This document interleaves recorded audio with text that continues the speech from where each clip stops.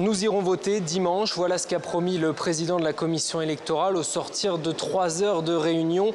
On pourrait presque appeler ça une mission de bons offices, diligentée par la SADC, la communauté développement des États d'Afrique australe, qui a essayé de faire signer un engagement aux principaux candidats à la présidentielle, celui de respecter le résultat des urnes.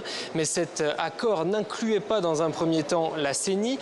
Martin Fayulu n'a donc pas voulu signer, du moins pas pour l'instant. Il a promis de le faire demain, mais avant ça, il met en garde. Écoutez-le. Accepter le résultat des urnes, ça veut dire quoi?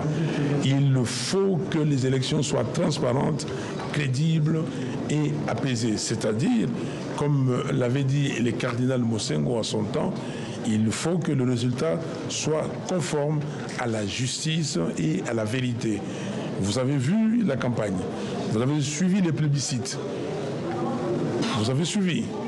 Donc, si la CENI s'organise à proclamer un candidat qui n'est pas le candidat du peuple, je crois que la CENI va porter cette responsabilité.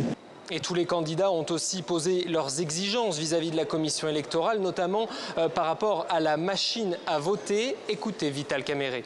Nos témoins qui le peuvent ont l'obligation et le droit d'accompagner les agents de la CENI qui transportent les plis des résultats jusqu'au centre de traitement. Et à la publication, s'il y a une différence entre ce que les machines ou l'informatique aura communiqué à Kinshasa et les résultats dans les bureaux de vote, ce sont les résultats dans les bureaux de vote qui feront foi. Et nous avons voulu que cela soit acté par la SADC et que la CENI puisse le dire devant tout le monde, et ça a été dit.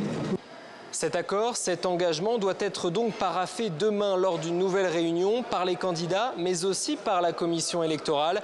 Dimanche, donc, pour l'instant, les Congolais iront aux urnes pour les élections présidentielles et législatives.